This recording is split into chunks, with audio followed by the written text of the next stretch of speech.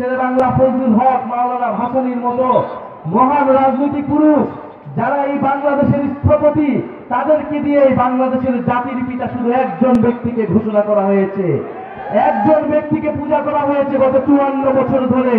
কিন্তু মাওলানা ভাসানীরা না থাকলে শেখ মুজিব কখনো তৈরি হতে পারত না। আমরা জানি বাংলাদেশের ইতিহাসে সংগ্রাম এবং প্রতিরোধের সবসময় সাক্ষ্য দিয়ে এসেছে এই টাঙ্গাইল। এই টাঙ্গাইলের প্রতিটি ইঞ্চি সংগ্রামের সাক্ষী দেয়। কৃষকের ঘামে ঘোরা এই টাঙ্গাইল আমাদের বাংলাদেশের ইতিহাসের বিভিন্ন পর্যায়ে লড়াই সংগ্রাম চালিয়ে গিয়েছে। টাঙ্গাইলে আসলেই প্রথম যেই নামটির কথা বলতে হয় তিনি হচ্ছেন মেহনতি মানুষের নেতা, গণমানুষের নেতা মাওলানা হামিদ খান ভাসানী।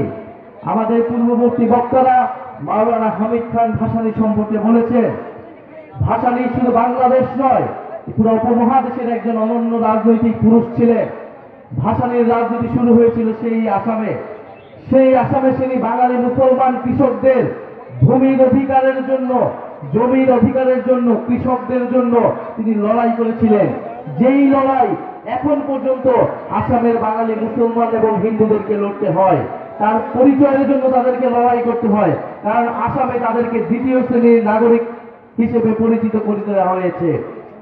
ফলে মাওলানা ভাসানী যেই লড়াই শুরু করেছিলেন আসামে, যেই লড়াই শুরু করেছিলেন এই টাঙ্গাইলে, যেই লড়াই শুরু করেছিলেন এই পূর্ববঙ্গে, সেই লড়াই কিন্তু আজও প্রাসঙ্গিক।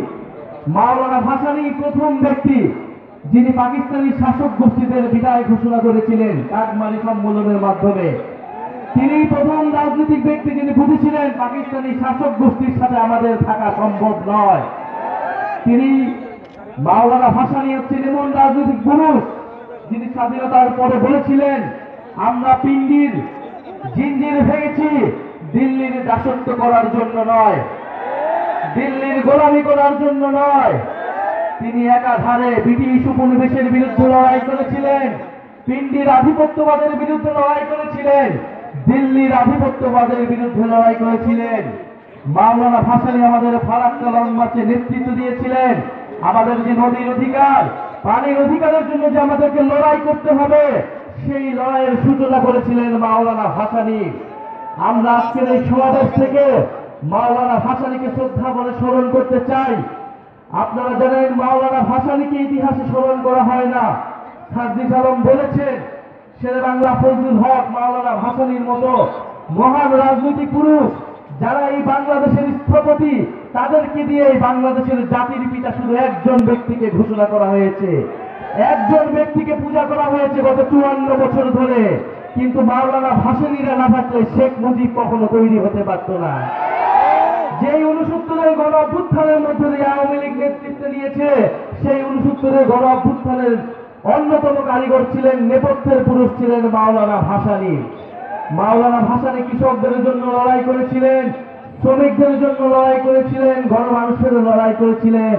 আমরা মাওলানা ভাসানীর সেই আদর্শকে ধারণ করে জাতীয় নাগরিক পার্টি বাংলাদেশকে এগিয়ে নিয়ে যেতে চাই।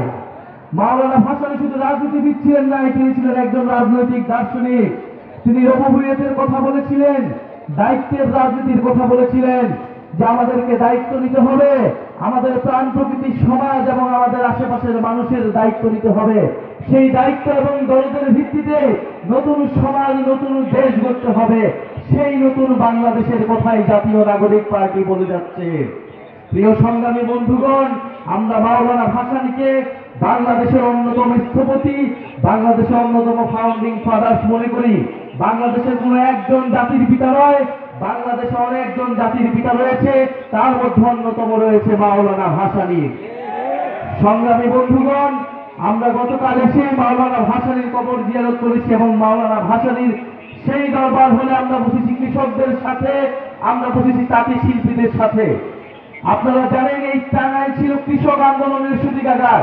টাঙ্গাইলে কৃষকরা সংগঠিত হতো, কিন্তু এখন বাংলাদেশে শুধু শক্তিশালী কৃষক সংগঠন নাই। ফলে কৃষকদের কথা বলার কোনো প্ল্যাটফর্ম নাই। কৃষকরা তাদের ন্যায্য অধিকার পায় না। বীজ, সার এগুলোর দাম বেড়েছে, সরকারের থেকে ভর্তুকি পাওয়া যায় না, এবং কৃষকরা যখন বিক্রি করতে যায় তখন মধ্যস্বত্বভোগীদের তাড়নায় তারা সেই ন্যায্য মূল্য পায় না।